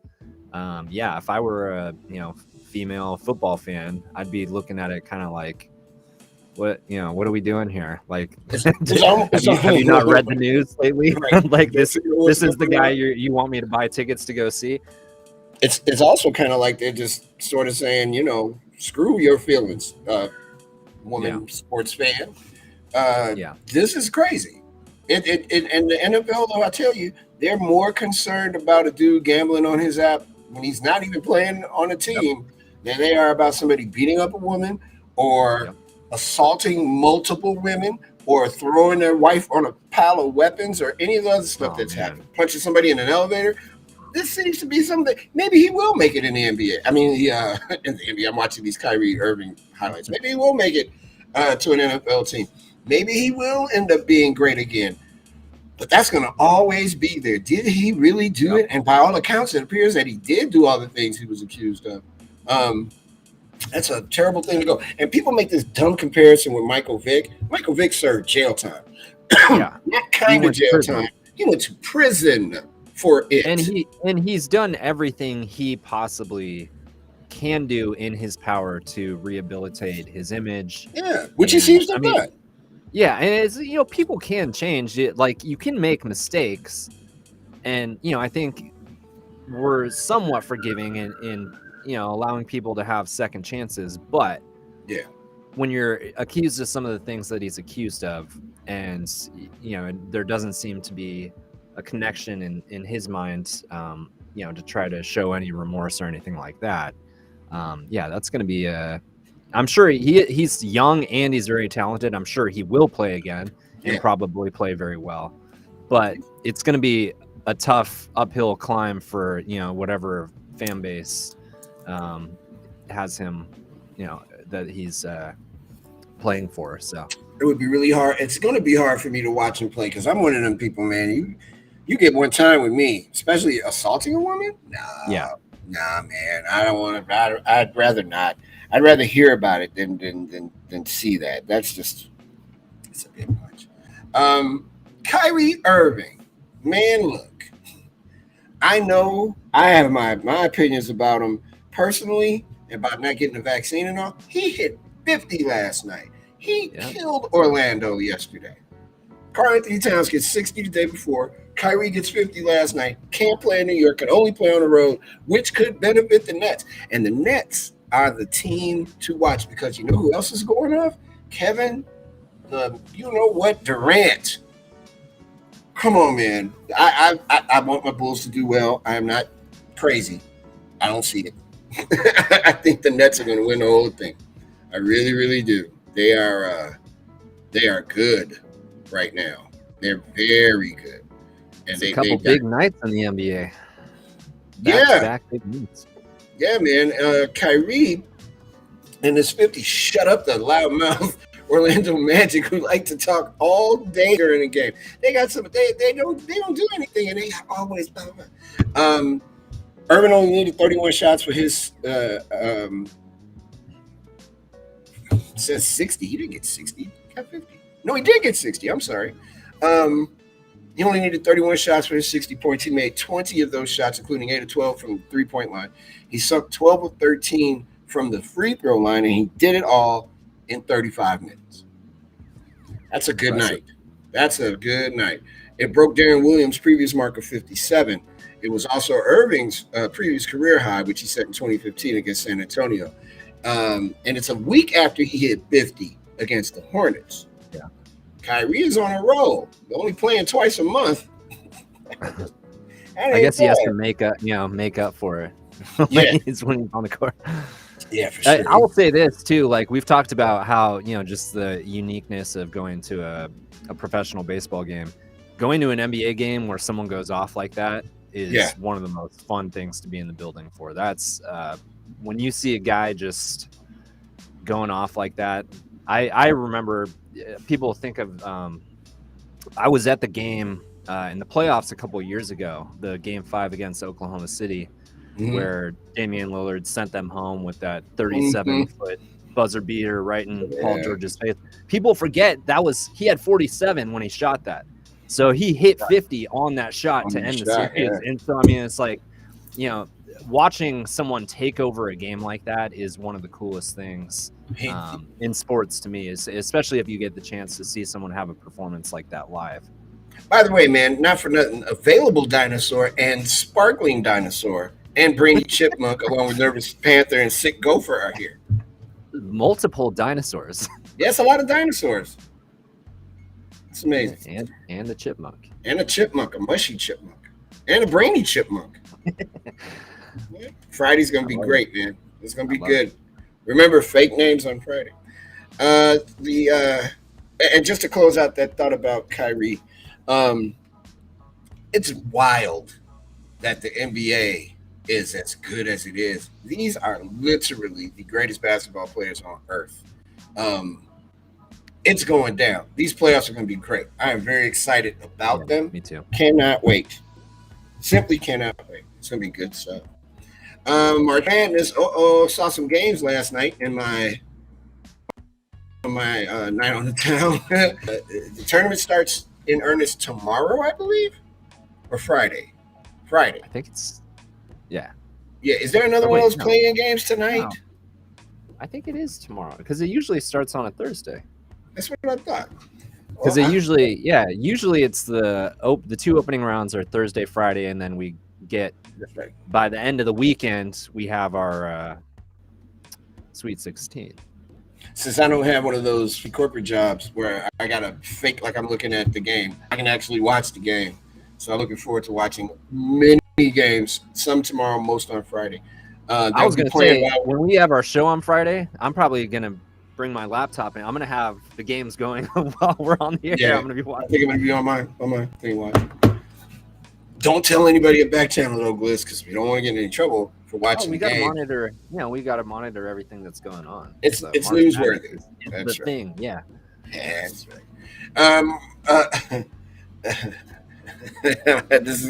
going to try this one. I've been waiting to do this for a while. The winningest coach in college basketball history and man who looks like he ate a jar of pickles and drank all the juice, Mike Krzyzewski, is going to announce that he's retiring after the season. He's going to try to lead the Duke Blue Devils on one final championship run where they take the court at the NCAA tournament. Duke is the number 2 seed in the West region, and they're going to square up against Cal State on Friday. The Blue Devils enter the 2022 March Madness bracket full of confidence after winning their first ACC regular season title since 2010. The sports line projection model simulated the entire 2022 NCAA tournament 10,000 times. It absolutely crushed its March Madness picks last year, beating over 92% of all the brackets for the second time in 3 tournaments. It knows a shot at upset as well. And let's see, who did they pick? It doesn't say. You know what? I'm tired of getting misled by these clickbait headlines. One of the most intriguing matches to watch: number 5 Connecticut versus number 5 seed Connecticut versus number 12 seed New Mexico State in the West region. The 5 versus 12 matchup was always tricky when you fill out your bracket. Since the tournament expanded in 1985, there have been 51 upsets by 12 seeds. You think New Mexico State can do it to Connecticut? I think that I've got them in my bracket winning this game. We'll see. That'll be good. Another match to keep an eye on: number 8 Boise State versus number 9 Memphis in the West. Penny Hardaway, my man, has the number 1 ranked recruiting class. They were supposed to be a Final Four contender, but the Tigers didn't get a good start. They started out 9-8. But then they won 12 of their last 14. So they made the tournament. But Boise State, who I watched this weekend, pretty good. Another Western region matchup is number 7 Michigan State against number 10 Davidson. I like Davidson in that game. So yeah, you want to be paying attention. Who you like this weekend? Or did you do your bracket? I haven't. I need to do one after the show because this thing gets going early tomorrow morning. So that's right. It's bracket time, buddy. We should do a show bracket. Too bad we didn't think of this early. Man, why are we producing the show while the show's going on? We should do a show bracket where we get the passengers to give us their picks. That would have been smart. Yeah. It would have been. Yeah, well, there you go. That right there is. I should make a tattoo that says that would have been smart. And put it right on my hand Actually, where I can see it. I want to get a tattoo, and I just like I've never committed to it because I didn't have something I knew I wanted. But that's not a bad tattoo idea See because it can apply to anything. anything. That would have been good. Yeah, excellent. There you go. I have two of them. But because I was teaching at one time, I didn't want to I wanted a sleeve because I wanted to be tough. But I didn't want my kids who I was teaching, Mr. Mario, what's up with you? What is that? What is that? What do you have that on your? So I got them like on my shoulders. Not my shoulders, but like right here and right there. And it's nothing crazy. I can show it to my family and they won't be like, oh my God, we need to take you away. Something's wrong with you. No. I have a friend who's all about crazy random tattoos. Yeah, no. It has to mean something. It can't just be out here winging it. Speaking of winging it, you know what tomorrow is, Bliss? St. Patrick's Day. I do. It's St. Patrick's Day, buddy. That's right. I'm excited. I'm not, because I'm going to try to not do what I normally do on St. Patrick's Day. I'm going to try to tone it down. But what I am going to do is I'm going to hop on Backchannel at 8 p.m. Eastern time, and I'm going to watch the premiere of Bedtime Stories. And Jason, I'm sorry, what is wrong with you? Right. Join Stephen Cosgrove, not Jason, that's his brother, his cousin, as he shares one of his favorite St. Patrick's Day stories with parents and kids all around the U.S. It begins at 8 p.m. Eastern here on backchannel.tv. It is the most popular app, one of the most popular apps on Bali, and we're really excited to have Bedtime Stories part of the Backchannel family. I'm looking forward to that. And happy St. Patrick's Day, because I will not be on Backchannel tomorrow. Let me wish you and yours a happy St. Patrick's Day as I cleared my throat to make sure you heard me correctly. That's right. Happy St. Patrick's Day to you and yours. Please be responsible and be careful and don't get out here and get all bad. Because it's a cool day. Don't screw it up. All right? I'm talking to all of you. Enjoy yourself. And Gliss, we'll have it on Friday. The pictures. Yeah. I keep forgetting that's when you want to see that. There are games around the league tonight, all over the place. The NBA, oh boy, 7 p.m. Eastern time. The Hawks against the Hornets. The Sixers play Cleveland. The Sixers are, something's up with them. It's James Harden. That's for sure. The Nuggets play the Wizards. At 7:30, it's the Mavericks against the Nets on ESPN. And the other 7:30 game, the Trailblazers play the New York Knicks. 8 o'clock tip-off, the Suns against the Rockets. And the Lakers in Minnesota, their original home, against the Timberwolves. At 8:30, the Thunder, boom, boom, against the Spurs. That should be exciting. At 9 p.m. Eastern, the Bulls play the Utah Jazz. Bulls need a win in the worst way. This is getting to be kind of ridiculous now that the Bulls don't turn around. Playing game possibilities are starting to creep up. The Raptors are like 3 games, I think, ahead of the Bulls, or behind the Bulls, rather, with that spot. The Bucks play the Sacramento Kings. Who put it on the Bulls the other night? Sabonis. Man, I wish the Bulls would have got Sabonis. I like him a lot. The Raptors at 10:30 against the Clippers. In the NHL, the Bruins and the Wild go at it on TNT at 7:30 p.m. And my favorite team, besides the Blackhawks, which isn't my favorite team anymore, the Lightning played the Kraken, my guys, at 10 p.m. Eastern on TNT. I think I'm going to watch that. That should be fun. Okay, this is good. Here are 12 things that lasted longer than Tom Brady's 41-day retirement, and this is from SB Nation. The 2021-22 Major League lockout lasted 99 days. Kim Kardashian's marriage to Chris Humphries lasted 72 days. I forgot she was married to that guy. Yeah. The days that Home Alone was #1 at the box office, 84 days. How long it takes to grow kale, 59 days. Brett Favre's retirement, 150 days. The accepted time for a perfectly dry-aged steak, 45 days. The lifespan of a housefly, 60 days. Days Party Rock anthem by LMFAO. was number one, was 62 days. Jamarcus Russell's holdout after being drafted by the Raiders was 60 days. The entire TV run of Why, The Last Man was 67 days.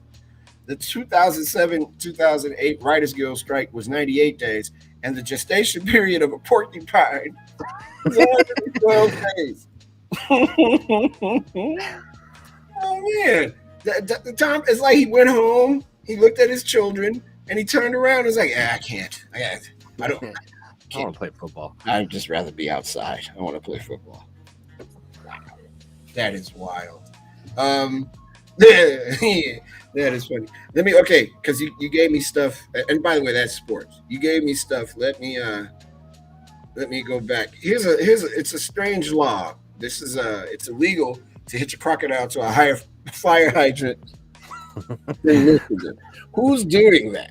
That they had to who has a crocodile? Who in Michigan is carrying a crocodile around with them? That's funny. Oh man. Here you go. Everyone is, we was just talking about St. Patrick's Day. Turns out, no matter your heritage, everyone is Irish on St. Patrick's Day. And that means you should wear green. But why? Although some historical accounts originally linked the color blue with St. Patrick's Day, that changed in the 17th century when green became the holiday's special color. Here are the 4 reasons why green is equated with St. Patrick's Day. Green is one of the 3 colors in the Irish flag. With its lush green landscape, Ireland is also known as the Emerald Isle. Green is the color of spring. Green is the color of a shamrock. Originally a Roman Catholic feast day for Ireland's patron saint, that now Mario's text has just completely gone away. Here we are. Come back to me. Thank you. It was only celebrated in Ireland before the 1600s. By the 1700s, it had evolved into a secular holiday as Irish immigrants to the United States began holding the first St. Patrick's Day parades. These festivities were a chance to not only show off their patriotism for Ireland, but also make a political statement about their discontent with their low social status in America. Why do we eat corned beef and cabbage on St. Patrick's Day? Although cabbage and potatoes are staples of the Irish diet, the traditional meat eaten on St. Patrick's Day in Ireland is Irish bacon. I did not know that, not corned beef. Because Irish immigrants to the United States could not afford Irish bacon, they substituted corned beef, a much cheaper meat they learned about from Jewish immigrants. If you forgot to wear green, why will you get pinched? What? And you know what? That explains a lot. There used to be this guy check it out. There used to be a guy that I worked with many years ago. And I was wondering why he was pinching people. And he would pinch them if they didn't have on, they clearly did not have on green stuff. That is crazy. So the reason why you get pinched if you don't wear green on St. Patrick's Day, it's only here in the United States, though. This is an American tradition that is traced to the 1700s. An old Irish legend has it that those who wear green are invisible to leprechauns, those fairy creatures who randomly pinch people no matter what color they are wearing. So folks started pinching anyone who didn't wear green as a reminder of the leprechauns. Anybody comes up and pinches me now as an adult gets popped right in the mouth. I was going to say, that's pinching me. Pinch me if you want. Watch what happens to you. The Oxford Dictionary defines bucket list as a number of experiences or achievements that a person. I just thought about punching somebody if they pinch me. They may be trying to help me. I just ow. Okay. Here's what you do. We're gonna invite some folks. What is this? Oh, okay. I'm gonna just read it as it plays out. Oxford Dictionary defines bucket list as a number of experiences or achievements that a person hopes to have or accomplish in their lifetime. So get ready to help some lucky listeners scratch something off their bucket list. The idea is to invite listeners to a local pub. Maybe I'll do this tomorrow on the radio show. For St. Patrick's Day, for a chance to win one of 10 bucket list prizes to be given away through the evening. Prizes include things like a free skydiving trip, a free hot air balloon ride, a free $500 tattoo, free guitar lessons, things you've always wanted to do, things on your bucket list. That's awesome. Oh, man. I don't think I have a St. Patrick's bucket list. No, not at all. That is something I have not even remotely thought of. I'm going to eat and drink some beer. I am going to take a nap. I think I'm going to just let that go on. And do a radio show. Yeah, I do have to do that. That'll be fun tomorrow. I haven't done a St. Patrick's Day show in a long time. That should be quite interesting. Let's see what's happening in the chat. I have not had my eyes on them in a minute. Okay, here we go. Cluttered Tiger in New Jersey, relieved Cobra. Along with Pam, Tracy, Ari, and Angela. Regular people. Friday, everybody, if you're a passenger on the drive on Friday, you have to present a name, an alias name, like Cluttered Tiger, relieved Cobra, Brainy Chipmunk.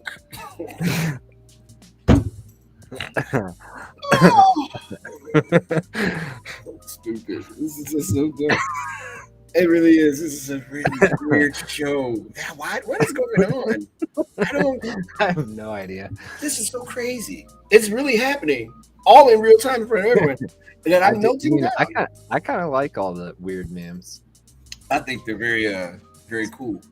And that thing right there that says, "Leave us a reminder, a review." If I could read and think at the same time, leave us a review on Backchannel.tv. We really mean that. Please leave us a review. That'll be cool. That's a very good idea there, Gliss, to just leave that there. To be a constant reminder. Leave a review. And if you want to really do good, mention that Dylan T. Pickles and the Dylan T. Pickles Sports Group is a very, very good segment that we do. Dylan T. I'm thinking about that dude all night, man. And yesterday I was legit walking down the street, and I'm like, what if out of nowhere Dylan T. Pickles just like came around the corner on me? What would I do? First, I'd be scared to death, but then I'd celebrate Dylan, and I'd hug him, and I'd say, "Hey, look, I know what you do to get yourself all wrapped up. I'm still work. Diabolical pickle. You bad guy, you."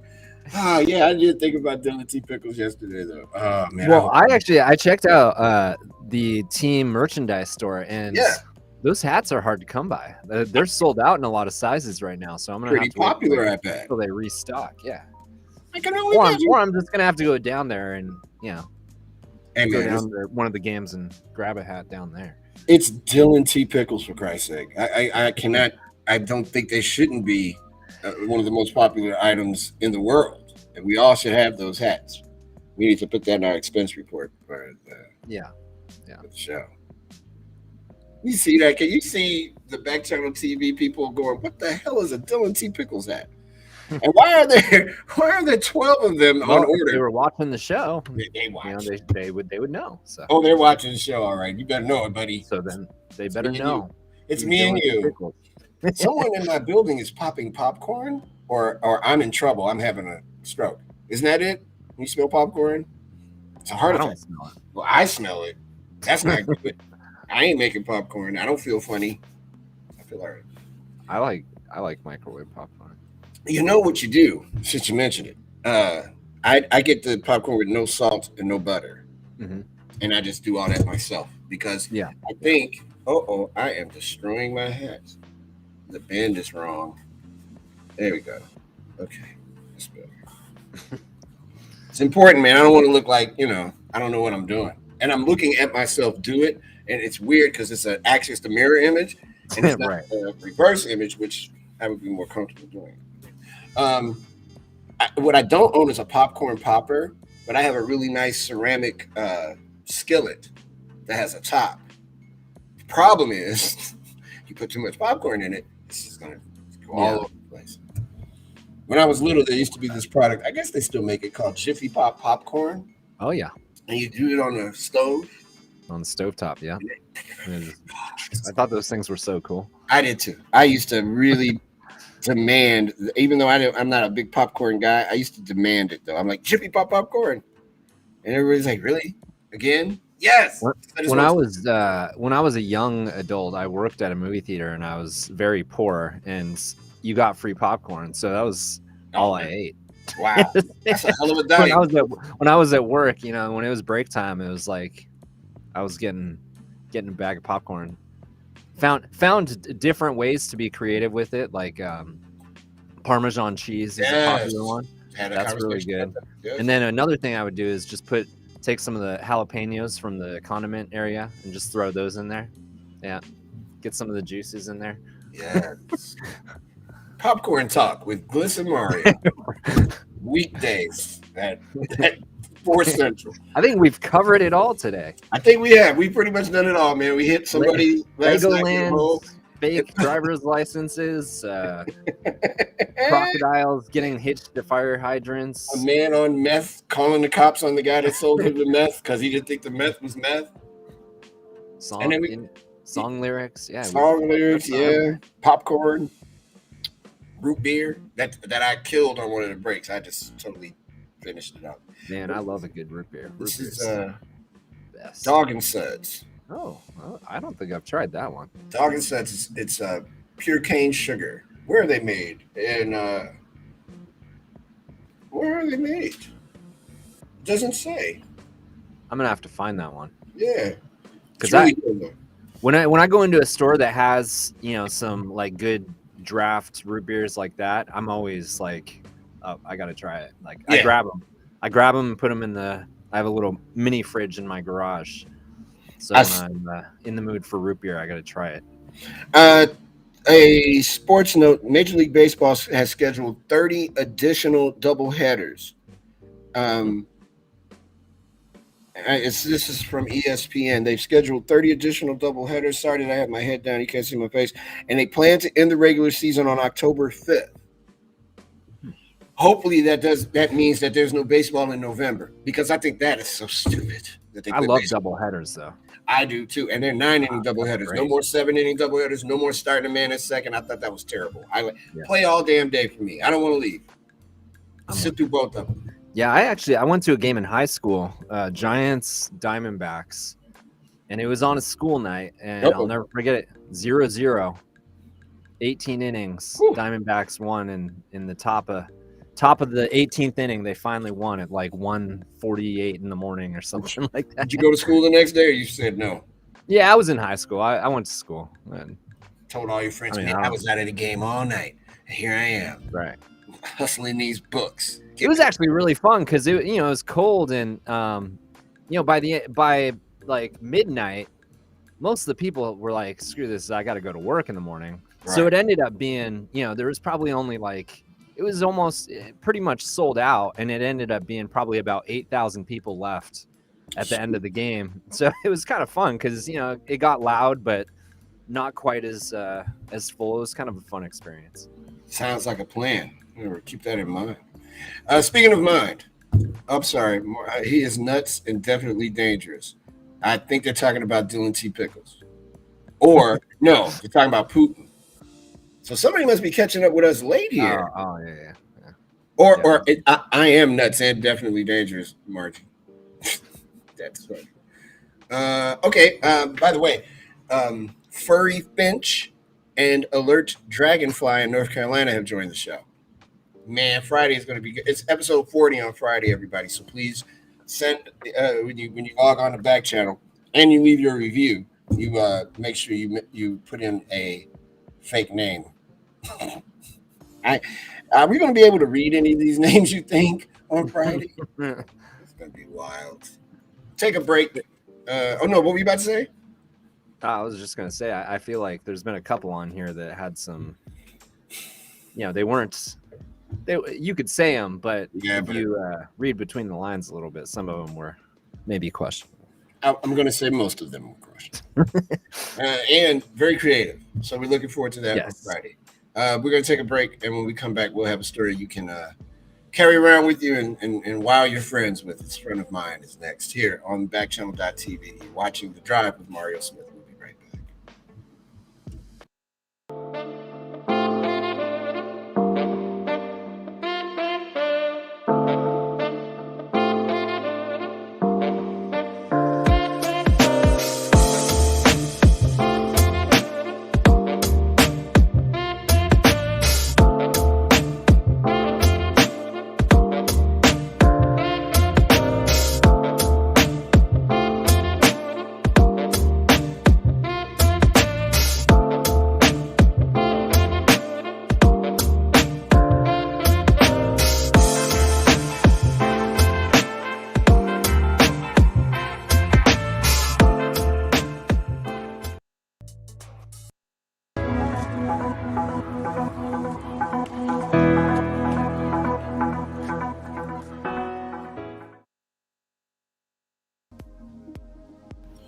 Welcome back to the Drive with Mario Smith.tv. As we get ready to end our evening, we would like to present some that are good stories. I'm watching me lag all over the place while these things download. This is the opposite of entertainment. Okay, so maybe that'll help. Gliss, I'm sorry. Having an here we go. No worries. Okay, here. Bring it home. Go. Yeah. Swinging hard. 30 minutes of lifting weights, push-ups, or yard work weekly may cut risk of death by 20%. Recently, Japan discovered that 60 minutes per week of exercise. Hello. Let's go. There you go. 30 to 60 minutes per week of muscle strengthening activities such as yoga, lifting weights, or gardening can reduce the risk of death from all cause 20%. When combined with aerobic exercise such as running, swimming, this benefit was seen to rise to the 40 percentiles. 16 studies were looked at in the analysis. They consisted of more than half a million healthy adults being monitored for a period of time, of 2 years actually. The age range went from 18 to 9, and the monitoring period from 2 to 25 years. I just read that. Crazy. All-cause mortality was looked at separately from heart disease and cancer, both of which tended to fall between 10 to 20%. Reporting on the findings published in the British Journal of Sports Medicine, The Guardian noted that muscle strengthening activity doesn't have to involve grunting over kettle barbells. Well, okay. Kettle and barbells, but carrying children long enough, pushing a wheelchair, carrying shopping bags, heavy gardening, doing body weight exercises like push-ups, squats, if I could tell you what was going on, or working with resistance bands. There was a shaped curve showing that extending training by more than an hour slowly tapered off its effectiveness in fighting disease and mortality rates. Moderate to intense physical activity is already recommended at about 150 minutes per week, a generally recognized minimum to build and maintain healthy skeletal-muscular function. Extending strength training beyond 60 minutes per week has other health benefits not related to death, heart disease, and cancer. This is BDNF, a neurotransmitter in the brain, key for proper hormonal function and memory hormones while releasing endorphins, fights off the onset of Alzheimer's, Parkinson's, and other neurodegenerative diseases. It builds lean muscle mass, which itself is a predictor for disease, morbidity, and injury risk, and more. The authors recognized limitations of the study, mainly that it relied on data from English countries. Greater diversity of participants would better flesh out the research. That's interesting, though. You got to lift weights, keep it moving. Get your going here. I did close to 7,000 steps yesterday, I think. Weary Buffalo is here. Hi, Weary Buffalo. Pretty Buffalo is here as well. Grateful Raccoon also on the show. I like that one. I like Grateful Raccoon. And I also keep looking at Margie Law's quote, he is nuts and definitely dangerous. They say that about that raccoon being nuts and definitely dangerous. I'm again producing this show when I probably shouldn't be. You know what? I can type this to you. Hold on, I'm typing a list, something I don't want you all to hear. Here we go. We have our private conversations. That's right. Okay. All right, I spelled site wrong. Arsenal's losing 2-0 to Liverpool, if anybody cares besides me, by the way. And let's end this on a, and by the way, just go get some exercise. Walking around is cool, all that stuff. Born on this date, Pat Nixon, who would be 110 years old, game show host Chuck Woolery, 2 and 2, is 81 years old. Is that right? Wow. Rap singer Flavor Flav is 63 years old. Holy smoke. So Chuck must be 60. because I think they're a couple of years apart, like 61 or 59 or something like that. Wow, Flav is 63. Jesus Christ, very very cool dude. In 1963, Puff the Magic Dragon by Peter, Paul, and Mary enters the U.S. Top 40 chart, and also the unofficial theme song of Dylan T. Pickles is Puff the Magic Dragon. In 1985, The Heat Is On by Glenn Frey peaked at number 2 on the U.S. Top 40 chart, and Eazy-E announced he had AIDS on this date in 1995, and he would die a few weeks later. Eric Wright, rest in peace. Did you know that 63% of us agree ATM fees are the biggest waste of money accounted on a regular basis? Yes. 21% of adults will lose a credit card at least once this year. The average person falls asleep in 7 minutes. That ain't me. It takes me a long time. I don't believe this.